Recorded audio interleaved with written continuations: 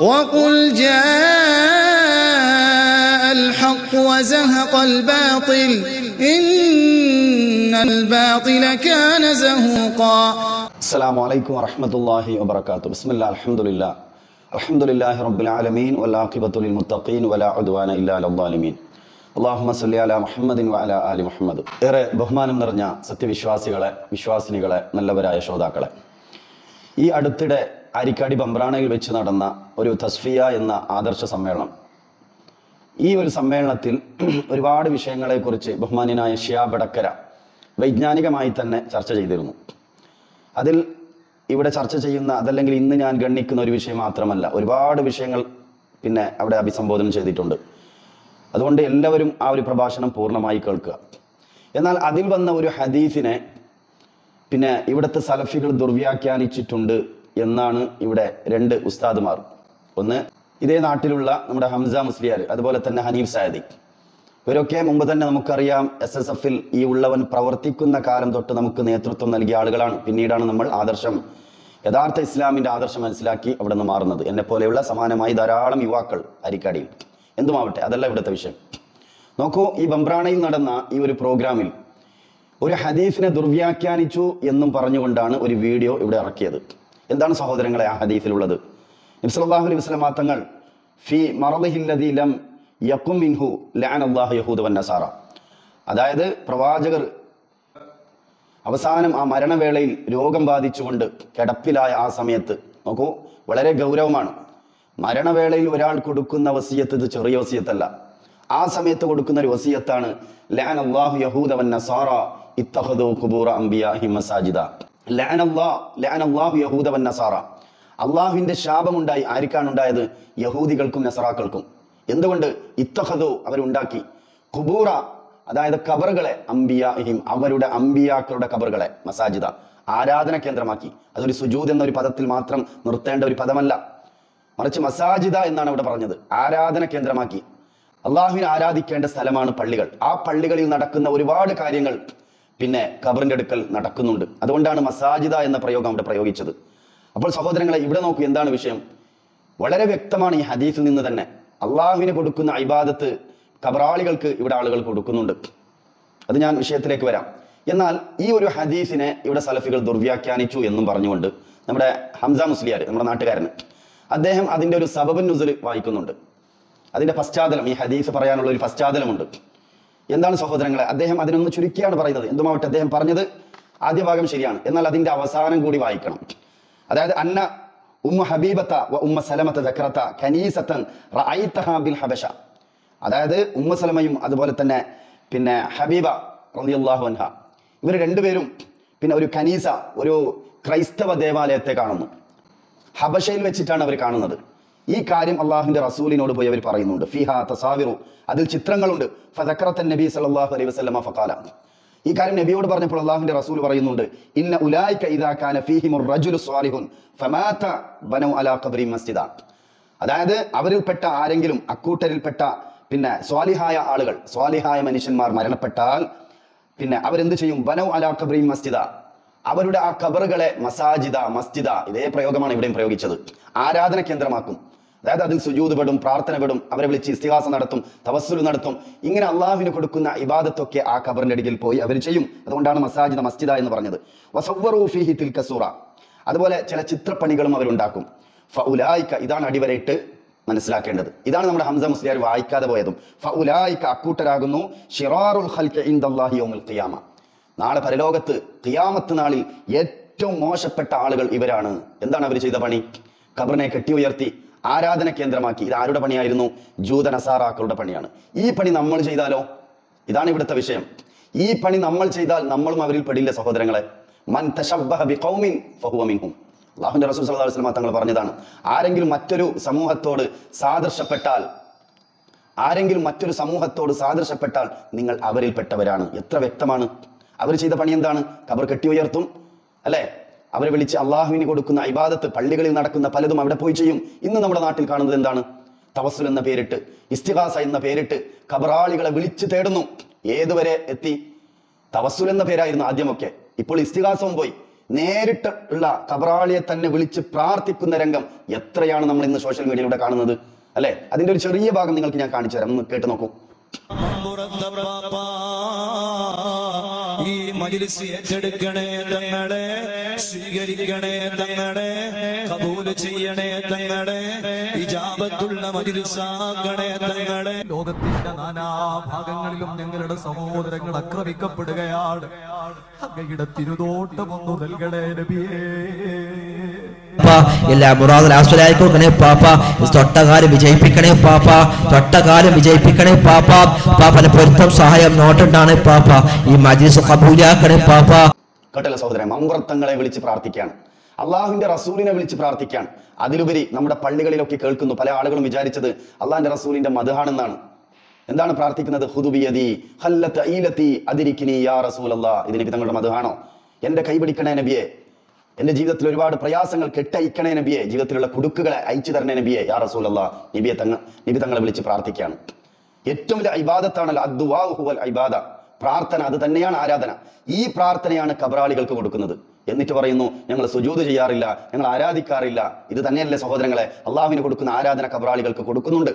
ഇതാണ് ഇവിടെ എടുത്തു പറഞ്ഞത്. ഇനി നോക്കൂ സഹോദരങ്ങളെ, ഇത്തരത്തിലുള്ള പണി ഏതെങ്കിലും സ്വഹാബത്തോ താബീങ്ങളോ അവരല്ലേ നമുക്ക് മാതൃക കാണിക്കേണ്ടത്? അവരിൽ നിന്നല്ലേ നാം ദീൻ പഠിക്കേണ്ടത്? അവരല്ലേ അഹ്ലുസുന്നയുടെ നേതാക്കൾ? ഇവരാരെങ്കിലും പഠിപ്പിച്ചു തന്നിട്ടുണ്ടോ? ഖബർ കെട്ടി ഉയർത്തലോ, അവിടെ ഉറൂസ് കഴിക്കാനോ, അവിടെ പിന്നെ പ്രാർത്ഥനാ കേന്ദ്രമാക്കാനോ ആരെങ്കിലും പഠിപ്പിച്ചിട്ടുണ്ടോ? ഖബറിനെ അലങ്കരിക്കാനും, അവിടെ കച്ചവടം നടത്താനും, അവിടെ സദക്ക നടത്താനും. ഇതൊക്കെ നമ്മുടെ ഹംസ മുസ്ലിയാർ പറയുന്നുണ്ട്, ഒരു ഉറൂസിന്റെ സ്ഥലത്ത് എന്തൊക്കെ നടക്കുന്നുണ്ട്.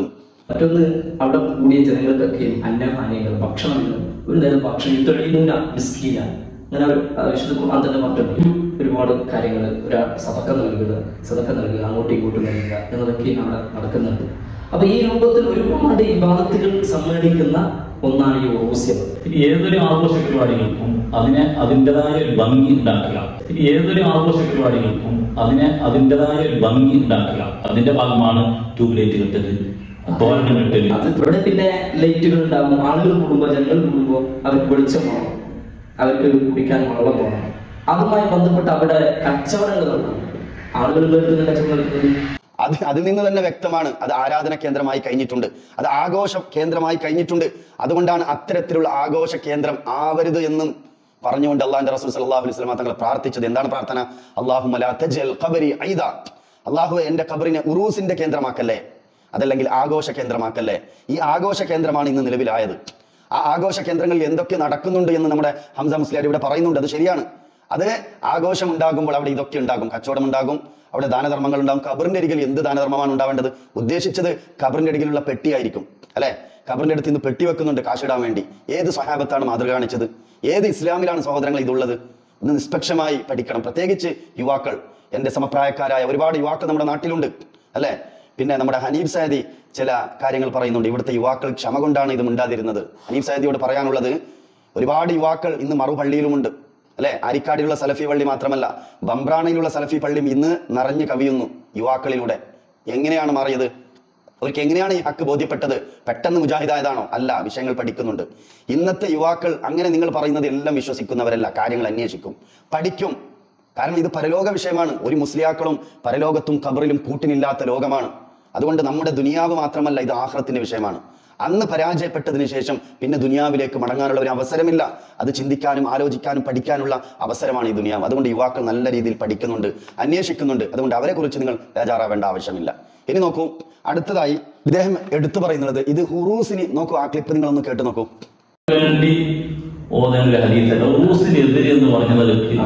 ഒരു ഉറൂസ് കഴിക്കുന്നതിനെതിരായിട്ടോ അല്ലെങ്കിൽ സിയാറത്ത് ചെയ്യുന്നതിനായിട്ടോ ഉദ്ധരിക്കേണ്ട ഒരു ബന്ധമില്ലാത്തൊരു ഹദീസാണ്. കേട്ടല്ലോ, എന്താണ് പറയുന്നത്? ഇത് ഉറൂസിനെതിരായിട്ടുള്ള ഹദീസ് അല്ല. നോക്കൂ, ഉറൂസിനെതിരായിട്ടുള്ള ഹദീസ് അല്ല. അള്ളാഹുവിന്റെ റസൂൽ സല്ലല്ലാഹു അലൈഹി വസല്ലം തങ്ങൾ എന്റെ ഖബറിനെ ഉറൂസിന്റെ കേന്ദ്രമാക്കല്ലേ, ആഘോഷ കേന്ദ്രമാക്കല്ലേ എന്ന് പ്രവാചകർ പ്രാർത്ഥിച്ചിട്ടുമുണ്ട്. എന്നിട്ട് ഇവർ പറയാണ് ഇത് ഉറൂസിനെതിരല്ല. എന്താണ് അള്ളാഹുവിന്റെ റസൂലിന്റെ പ്രാർത്ഥന? അല്ലാഹുമ്മ ലാ തജ്അൽ ഖബരി ഐദ, അതായത് എന്റെ ഖബറിനെ ആഘോഷ കേന്ദ്രമാക്കല്ലേ. പിന്നെ ഇത് എതിരാകാതിരിക്കുമോ? പിന്നെ അള്ളാഹിന്റെ റസൂൽ ഇത് ഉറൂസ് കഴിക്കാൻ വേണ്ടി പറഞ്ഞതാണോ? നിങ്ങളൊന്ന് ചിന്തിച്ചു നോക്കൂ. ഖബർ കെട്ടി ഉയർത്തലും, കെട്ടി ഉയർത്തിയ ഖബറിനെ പ്രവാചകർ എന്താ പറഞ്ഞത്? കണ്ട ഖബറുകളൊക്കെ സ്വാലിഹീങ്ങളുടെ ഖബറിനെ നിങ്ങൾ കെട്ടി ഉയർത്തിക്കോളൂ എന്ന് പറഞ്ഞിട്ടുണ്ടോ? പ്രവാചകർ പറഞ്ഞ ഹദീസ് നിങ്ങൾ നോക്കൂ. സാധാരണക്കാരെങ്കിലും നിങ്ങളൊന്ന് വായിക്കണം. നോക്കൂ അള്ളാഹുവിന്റെ റസൂൽ സല്ലല്ലാഹു അലൈഹി വസല്ലം തങ്ങൾ പറയുന്നത് അൻ അബി ഹയ്യാജ് അസദി ഖാല ലി അലി ഇബ്നു അബി ത്വാലിബ് റളിയല്ലാഹു അൻഹു. അതായത് ഹയ്യാജ് ഹസദി എന്ന പണ്ഡിതനാണ് ഈ കാര്യം ഉദ്ധരിക്കുന്നത്, താബി പണ്ഡിതനാണ്. അദ്ദേഹത്തോട് അലി റളിയല്ലാഹു അൻഹു കൊടുക്കുന്ന വസിയത്താണ്. എന്താണ് വസിയത്ത് കൊടുത്തത്? അലാ അബ്അസുക അലാ മാ ബഅസനി അലൈഹി റസൂലുള്ളാഹി സ്വല്ലല്ലാഹു അലൈഹി വസല്ലം. നബി സല്ലല്ലാഹു അലൈഹി വസല്ലം തങ്ങൾ എന്നെ നിയോഗിച്ച കാര്യം ഞാൻ താങ്കളെയും നിയോഗിക്കുകയാണ്. എന്താണ് നിയോഗിച്ച കാര്യം? അല്ലാ തദൽ തിംസാലൻ ഇല്ലാ തമസ്തഹു വലാ ഖബ്റൻ മുസ്രിഫൻ ഇല്ലാ സവൈതഹു.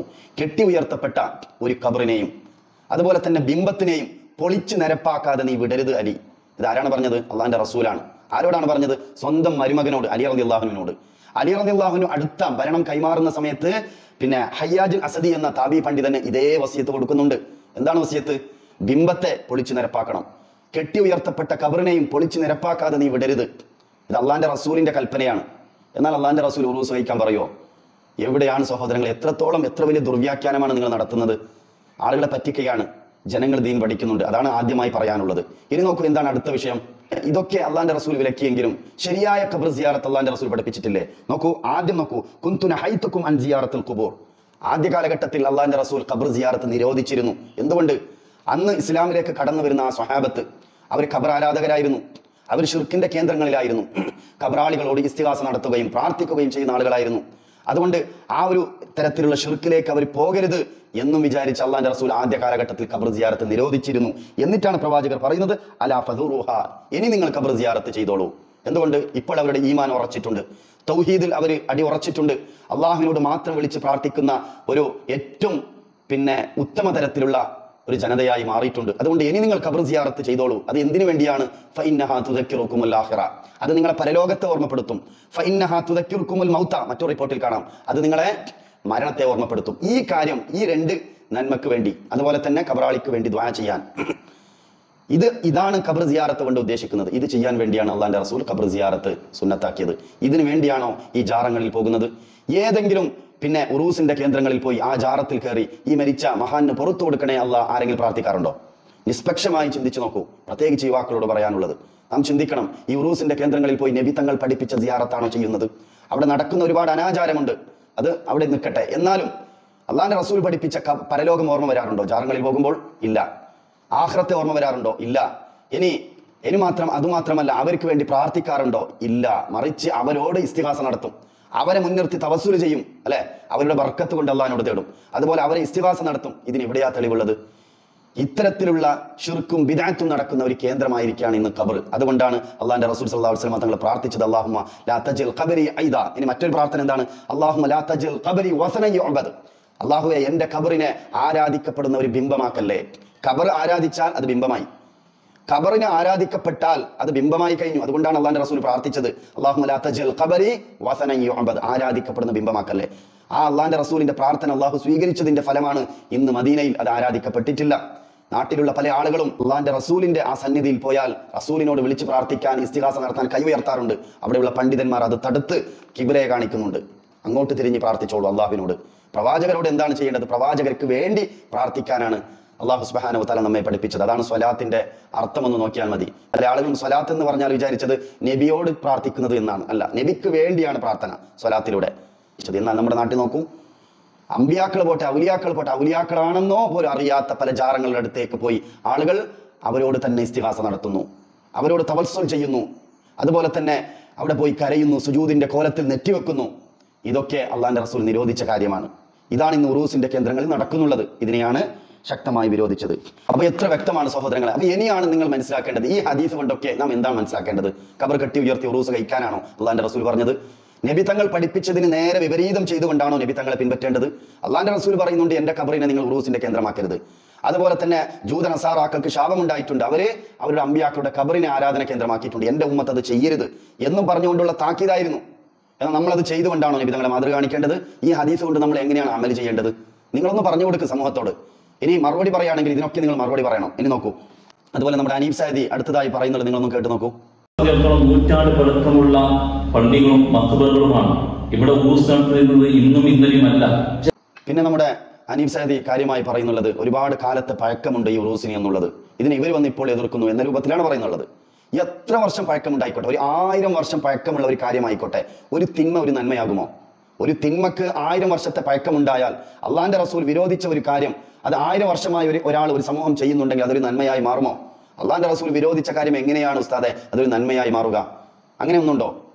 അതുമാത്രമല്ല, ഇത്തരത്തിലുള്ള ഉറൂസ് കഴിക്കുന്നവരിവിടെ മുശ്രിക്കും കാഫിറുമാക്കുന്നുണ്ട് എന്നൊക്കെയാണ് ആരോപിക്കുന്നത്. ആരുമാക്കിയിട്ടില്ല. മറിച്ച് ഇത്തരത്തിലുള്ള പണി ചെയ്താൽ അത് ഷിർക്കിലെത്തും, ജനങ്ങൾ ഷിർക്കിലെത്തും. അതിന്റെ ഗൗരവമാണ് ബോധ്യപ്പെടുത്തിയത്. അതായത് ഒരു ഡോക്ടർ ഒരു രോഗിയെ ചികിത്സിക്കുമ്പോൾ അല്പം ഒരു ഇഞ്ചക്ഷൻ കൊടുത്താൽ ആ രോഗിക്ക് വേദനിക്കും. എന്നാൽ അതിനർത്ഥം അവനെ കൊല്ലാൻ വേണ്ടിയാണോ ഇഞ്ചക്ഷൻ അടിച്ചത്? അല്ല, മറിച്ച് അവന്റെ രോഗം മാറാൻ വേണ്ടിയാണ്. ഈ രൂപത്തിൽ മനസ്സിലാക്കിയാൽ മതി ഒരു ഹദീസിന്റെ ഗൗരവം. എന്തായാലും ഈ ഹദീസ് നിങ്ങൾ പറയാറില്ലല്ലോ. നിങ്ങൾ പറയുന്നുണ്ടോ? സമൂഹത്തോട് നിങ്ങൾ പറഞ്ഞു കൊടുക്ക്. ഇത്തരത്തിലുള്ള ഹദീസ് നിങ്ങളുടെ ഏതെങ്കിലും വേദികളിൽ നിങ്ങൾ പറയാറുണ്ടോ? ഒരിക്കലുമില്ല. ഇത് പറയാൻ മുജാഹിദുകൾ തന്നെ വേണം. ഈ സമൂഹത്തിന് ഹക്ക് പറഞ്ഞു കൊടുക്കണമെങ്കിൽ അത് സലഫികൾ തന്നെ വേണം. നിങ്ങളെ കൊണ്ട് പറയാൻ സാധ്യമല്ല. ഇങ്ങനെയുള്ളൊരു ഹദീസ് ഈ സമൂഹത്തെ നിങ്ങൾ പഠിപ്പിക്കാറില്ല. അതുകൊണ്ടാണ് ഞങ്ങൾ പറയുന്നത്. അതുകൊണ്ട് അത് ആരെയും വേദനിപ്പിക്കാനല്ല, അവരോടുള്ള സ്നേഹം കൊണ്ടാണ്. കാരണം ഈ യുവാക്കളും ഈ നാട്ടുകാരും നാളെ പരലോകത്ത് നരകാഗ്നിയിൽ ചെന്നെത്തരുത്. കാരണം ഏറ്റവും വലിയ വൻ പാപങ്ങളിൽപ്പെട്ട പാപമാണ് ശിർക്ക് എന്നുള്ളത്. ഇന്നഹു മയ്യുശ്രികു ബില്ലാഹ് ഫഖദ് ഹറമല്ലാഹു അലൈഹിൽ ജന്ന. ആര് അല്ലാഹുവിൽ ശിർക്ക് ചെയ്തുവോ അവന് സ്വർഗ്ഗം നിഷിദ്ധമാണ്. ഇനി സർവ്വ അമ്പിയാക്കൾക്കും അല്ലാഹു സുബ്ഹാനഹു വ തആല കൊടുത്ത താക്കീത് എന്താണ്? ലഇൻ അശ്റക്ത ലയഹ്ബതന്ന അമലുക വലതകൂനന്ന മിനൽ ഖാസിരീൻ. നബിയെ, താങ്കൾ എങ്ങാനും ശിർക്ക് ചെയ്താൽ താങ്കളുടെ എല്ലാ അമലും പൊളിഞ്ഞു പോവുക തന്നെ ചെയ്യും. താങ്കൾ ഏറ്റവും വലിയ നഷ്ടക്കാരിൽ ഉൾപ്പെടുമെന്നാണ് അള്ളാന്റെ റസൂലിനോട് അള്ളാഹു പറഞ്ഞു കൊടുത്തത്. അതിനെ നമ്മുടെ അനീഫ് സാഹിദി കാര്യമായി പറയുന്നുള്ളത്, കുമ്പോൽ എന്നുള്ളത് ഒരുപാട് പാരമ്പര്യമുള്ള നാടാണ്. അതുകൊണ്ട് തന്നെ നമ്മുടെ ഉമ്മാമ്മമാരും ഉപ്പാപ്പമാരും ചെയ്ത കാര്യങ്ങൾ അതാണ് നാം ചെയ്യേണ്ടത് എന്ന രൂപത്തിലാണ് പറയുന്നത്. കുമ്പോൽ എന്ന് പറഞ്ഞാൽ പാരമ്പര്യമുള്ള ഒരു നാടാണ്. നമ്മുടെ പൂർവികന്മാരായ നമ്മുടെ ഉപ്പാപ്പന്മാരും ഉമ്മാമ്മമാരും നമ്മുടെ പൂർവികന്മാരും. കുമ്പോൽ എന്ന് പറഞ്ഞാൽ എത്ര പഴക്കമുള്ള പള്ളികൾ. ഇസ്ലാമിൽ തെളിവ് ഉമ്മാമയും ഉപ്പാപ്പയും ആണോ? അള്ളയും റസൂലും പഠിപ്പിച്ചതല്ലേ പരിശുദ്ധ ഇസ്ലാം? അള്ളാഹുവിന്റെ റസൂൽ സല്ലല്ലാഹു അലൈഹി വസല്ലം തങ്ങൾ വിശുദ്ധ ഖുർആനിലൂടെ നമ്മെ ഓതിക്കേൽപ്പിച്ചതാണ് അത്തിഉല്ലാഹു വഅത്തിഉർ റസൂൽ. നിങ്ങൾ അള്ളാഹുവിനെ അനുസരിക്കുക, അള്ളാഹുവിന്റെ റസൂലിനെയും അനുസരിക്കുക. വ ഉലിൽ അംരി മിൻകും, നിങ്ങളുടെ കൈകാര്യകർത്താക്കളെയും നിങ്ങൾ അനുസരിക്കുക. നിങ്ങൾ നേതാക്കന്മാരെ ഉസ്താദ്മാരെ നിങ്ങൾ അനുസരിക്കണം. എന്നാൽ അവിടെയും അള്ളാഹു സുബ്ഹാനഹു വ തആല നമ്മോട് അടുത്തത് പറയുന്ന വാചകം എന്താണ്? ഫഇൻ തനാസൽതും ഫീ ഷൈഇൻ ഫറദ്ദൂഹു ഇലല്ലാഹി വറസൂൽ. ഇനി അവർക്കിടയിൽ തർക്കമുണ്ടായാൽ ഉറൂസ് കഴിക്കണോ വേണ്ടേ, അത് ഇസ്ലാമിൽ ഉണ്ടോ ഇല്ലേ, ഖബർ കെട്ടിപ്പൊക്കാൻ പാടുണ്ടോ പാടില്ലേ, ഇത്തരത്തിലുള്ള ഒരു ചർച്ച വരുന്ന സമയത്ത് നിങ്ങൾ എന്താ ചെയ്യേണ്ടത്? ഉസ്താദ്മാരിലേക്ക് മടക്കാൻ പറഞ്ഞോ? ഇല്ല. ഫറദ്ദൂഹു ഇലല്ലാഹി വറസൂലി, അള്ളാഹുവിലേക്കും റസൂലിലേക്കും നിങ്ങൾ മടക്കണം. ഈ വിഷയത്തിൽ അള്ളാഹ് എന്ത് പറഞ്ഞു, അള്ളാഹിന്റെ റസൂൽ എന്ത് പറഞ്ഞു, പ്രവാചകർ പറഞ്ഞ ഹദീഫൊക്കെ ഞാൻ ആദ്യം വായിച്ചു കേൾപ്പിച്ചല്ലോ. ഈ ഹദീഫിലേക്കും ഈ ആയത്തിലേക്കുമാണ് മടക്കേണ്ടത്. അതാണ് ഒരു മുസ്ലിം നിലകൊള്ളേണ്ട രീതി. അതല്ലാതെ നമ്മുടെ പിതാക്കന്മാരെ പിൻപറ്റാൻ ഇവിടെയും പറഞ്ഞിട്ടില്ല. അള്ളയും റസൂലും പഠിപ്പിച്ചതാണ് പരിശുദ്ധ ഇസ്ലാം. അതുകൊണ്ടാണ് ജൂത നസാറാക്കൾ 72 കക്ഷികളായി പിരിഞ്ഞതുപോലെ എന്റെ ഉമ്മത്ത് 73 കക്ഷികളായി പിരിയുമെന്ന് അള്ളാന്റെ റസൂൽ പറഞ്ഞല്ലോ. എന്നാൽ ഇല്ലാ മില്ലത്തും വാഹിദ, ഒരു വിഭാഗം ഒഴികെ. ആ ഒരു വിഭാഗം ആരാണ്? അത് ഇവിടുത്തെ സലഫികളെന്നോ സുന്നികളെന്നോ അതല്ലെങ്കിൽ ജമാഅത്തുകാരെന്നോ ഏതെങ്കിലും സംഘടനയുടെ പേര് പറഞ്ഞോ? ഇല്ല. മാ അന അലൈഹി വഅസ്ഹാബിഹി, ഞാനും എന്റെ സ്വഹാബത്തും നിലകൊണ്ട വിശ്വാസാചാരത്തിൽ ആരൊക്കെ നിലകൊള്ളുന്നുവോ അവരാണ് യഥാർത്ഥ അഹ്ലുസ് സുന്നത്തി വൽ ജമാഅ, അവരാണ് സ്വർഗത്തിന്റെ ആളുകൾ. എന്നാൽ നാം ഏതൊരു വിഷയം ചെയ്യുമ്പോൾ അള്ളയും റസൂലും പഠിപ്പിച്ചോ എന്ന് നോക്കിയാൽ മതി. എന്നാൽ മാ അന അലൈഹി വഅസ്ഹാബിയിൽ പെടും. നിങ്ങൾ ചെയ്യുന്ന ഈ ഖബർ ആരാധന, ഖബർ കെട്ടി ഉയർത്തൽ, അവിടെ വിളിച്ച് അവർ തവസ്സുൽ ചെയ്യൽ, ഇസ്തിഗാസ നടത്തൽ, അല്ലേ, ആചാരമാക്കൽ. ഇനി ഉറൂസിന്റെ സ്ഥലത്ത് നമ്മുടെ ഹംസ മുസ്ലിയാർ പറയുന്നുണ്ട് ഉറൂസിന്റെ സ്ഥലത്ത് പിന്നെ ഇൽമിന്റെ മജ്ലിസ് ഒക്കെ ഉണ്ട്. ആ ഇൽമിന്റെ മജ്ലിസിൽ ആദ്യമായി നിങ്ങൾ ഓതേണ്ട ഹദീസ് ഞാൻ ഇപ്പോൾ ഓതിയ ഈ ഹദീസാണ്. നിങ്ങൾക്ക് ഓതാൻ പറ്റുമോ? ഈ ഹദീസും ഈ ആയത്തും ഈ ഉറൂസിന്റെ കേന്ദ്രങ്ങളിൽ നിങ്ങൾ പോയി ഒന്ന് ഓതിക്കൊടുത്താൽ, ജനങ്ങളുടെ മുമ്പിൽ അഭിസംബോധനം ചെയ്താൽ പിന്നെ അടുത്ത വർഷം ഉറൂസ് ഉണ്ടാവില്ല. കാരണം അതിനെതിരാണ് ഈ ഹദീസ്. ഈ ഹദീസൊന്നും നിങ്ങൾ ജനങ്ങൾക്ക് പറഞ്ഞു കൊടുക്കില്ല, നിങ്ങൾക്ക് ഉറപ്പാണ്. അതുകൊണ്ടാണ് ഇവിടെ സലഫികൾ ഉണ്ടായത്. ഇല്ല എങ്കിൽ സമസ്ത തന്നെ ധാരാളമായിരുന്നു. എന്തുകൊണ്ട് സലഫികൾ ഇവിടെ ഉണ്ടായി? നിങ്ങൾ യഥാർത്ഥ ഹക്ക് ജനങ്ങളെ പഠിപ്പിച്ചു കൊടുക്കുന്നില്ല. പഠിപ്പിച്ചു കൊടുത്താൽ സമസ്ത ഇന്ന് അടച്ചുപൂട്ടേണ്ടി വരും. യഥാർത്ഥ ഇസ്ലാമിന്റെ തനതായ ആശയം അവർ പഠിപ്പിക്കുന്നില്ല. അതുകൊണ്ട് സഹോദരങ്ങളെ, യഥാർത്ഥ സത്യത്തിലേക്ക് മടങ്ങുക, ഖുർആനിലേക്കും സുന്നത്തിലേക്കും. അതല്ലെങ്കിൽ ഏതെങ്കിലും ഒരു സംഘടനയിലേക്കല്ല നിങ്ങൾ ക്ഷണിക്കുന്നത്. അള്ളയും റസൂലും എന്ത് പഠിപ്പിച്ചു അതേ നമുക്ക് പരലോകത്ത് രക്ഷ ഉണ്ടാവുകയുള്ളൂ. ഇല്ല എങ്കിൽ ഖേദിക്കേണ്ടി വരും. അനീഫ് സാഹിദിയും അതുപോലെ ഹംസ മുസ്ലിയാരും ഇടക്ക് പറയുന്നുണ്ട് ഇതൊരു ഇബാദത്തല്ല എന്ന് ഇവർ വരുത്തി തീർക്കാണ്. അള്ളാഹുവിന്റെ പരലോകത്ത് ഉപകാരപ്പെടുമെന്ന് വിചാരിക്കുന്നു, എന്നാൽ പഠിച്ചവന് ഇഷ്ടമില്ലാത്ത ഒരുക്കമാണ്. എന്താണ് ഈ വീട്ടിൽ പറഞ്ഞത്? അദ്ദേഹം പറയുന്നത് 1 വർഷത്തോളമായി ഇവിടുത്തെ ചെറുപ്പക്കാർ യുവാക്കളൊക്കെ ഉറൂസിന് വേണ്ടി ഒരുങ്ങുക, ഉറൂസിന് വേണ്ടി തോരണം കെട്ടുക, ഉറൂസിന് വേണ്ടി പ്രവർത്തിക്കുക എന്നുള്ളത് വലിയൊരു ആരാധനയായി, വലിയൊരു സൽക്കർമ്മമായി കാണുന്നു എന്നുള്ളത്. അതൊരിക്കലും അല്ല, സൽക്കർമ്മമല്ല, അതൊരു ആരാധനയല്ല, അതൊരു ഇബാദത്തല്ല, അതൊരു പുണ്യകരമല്ല, അതൊരു കുറ്റം കിട്ടാൻ സാധ്യതയുള്ള അതൊരു അനാചാരമാണ് എന്നാണ് വരുത്തി തീർക്കാനുള്ള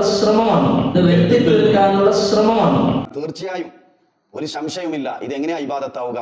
ലഅനല്ലാഹു യഹൂദ വന്നസാറ, അള്ളാഹുവിന്റെ ശാപമുണ്ടായി ജൂത നസാറാക്കൾക്ക് എന്ന് പറയുമ്പോൾ അവർ ചെയ്ത പണി നമ്മൾ ചെയ്താൽ നമുക്ക് അതൊരു ആരാധനയായി മാറുമോ? അത് അള്ളാഹിന്റെ ശാപമല്ലേ കിട്ടുക? പിന്നെ എങ്ങനെയാ അത് ഇബാദത്താവുക? അത്ര ചിന്തിച്ചുകൂടെ ഉസ്താദുമാരെ? നിങ്ങൾ സത്യം ജനങ്ങൾക്ക് പറഞ്ഞു കൊടുക്കുക, എങ്കിൽ സത്യത്തിനേ ഇവിടെ വിജയം ഉണ്ടാവുകയുള്ളൂ. അന്തിമ വിജയം സത്യത്തിനായിരിക്കും. വഖുൽ ജാഅൽ ഹഖ്ഖു വദഹഖൽ ബാത്തിൽ ഇന്നൽ ബാത്തില കാന സഹൂഖ. ഇത് നിങ്ങൾ മനസ്സിലാക്കണം. സത്യം വന്നാൽ അസത്യം പരാജയപ്പെടുക തന്നെ ചെയ്യും. അതുകൊണ്ടാണ് ഇവിടെ ആളുകൾ ഓരോ ദിവസവും, ഏതെങ്കിലും സലഫികൾ പിന്നെ സമസ്തയിലേക്ക് വരാറില്ലല്ലോ. എന്തുകൊണ്ടാണ് ഓരോ ദിവസവും പിന്നെ സലഫി ഓരോ ദിവസം സമസ്തയിൽ നിന്ന് ആളുകൾ മാറി വരുന്നു? ഈ ഹക്ക് മനസ്സിലാക്കിയത് കൊണ്ടാണ്. യഥാർത്ഥ ഖുർആനും സുന്നത്തും നിങ്ങൾ ജനങ്ങളിലേക്ക് പഠിപ്പിച്ചു കൊടുക്ക്. പേര് സമസ്ത എന്ന് തന്നെ ആയിക്കോട്ടെ, ഞങ്ങൾ പോലും അങ്ങോട്ട് വരാം. നിങ്ങൾ ഖുർആനും സുന്നത്തും പഠിപ്പിക്കുന്നുണ്ടെങ്കിൽ, നിങ്ങൾ പഠിപ്പിക്കുന്നില്ല. ഇതൊക്കെ അറിഞ്ഞും പെട്ടെന്ന് ഏതെങ്കിലും ഒരു സുപ്രഭാതത്തിൽ മുജാഹിദായതല്ല. ഈ വിഷയങ്ങളൊക്കെ പഠിച്ചറിഞ്ഞ് നിങ്ങളെപ്പോലെയുള്ള ഒരുപാട് ഉസ്താദുമാരടുത്ത് പോയി ഇരുന്ന് ഈ വിഷയം സംശയ നിവാരണം ചെയ്യാൻ പോയിട്ടുണ്ട്, അറിഞ്ഞിട്ടുണ്ട്. അവരിൽ നിന്ന് ഹക്ക് കിട്ടാത്തത് കൊണ്ടാണ് ഹക്കിലേക്ക്, സത്യത്തിലേക്ക് മാറിയത്. അല്ലാഹു സുബ്ഹാനഹു വ തആല നമ്മെല്ലാവരെയും യഥാർത്ഥ അഹ്ലുസുന്നത്തി വൽ ജമാഅത്തിൽ അടിയുറച്ചു നിർത്തട്ടെ. നാളെ പാരത്രിക ലോകത്ത് സ്വർഗം ലഭിക്കുന്ന മഹാഭാഗ്യവാന്മാരിൽ നമ്മെല്ലാവരെയും ഉൾപ്പെടുത്തി അനുഗ്രഹിക്കുമാറാകട്ടെ. അസ്സലാമു അലൈക്കും വറഹ്മത്തുള്ളാഹി വബറകാതുഹു. وقل جاء الحق وزهق الباطل إن الباطل كان زهوقا.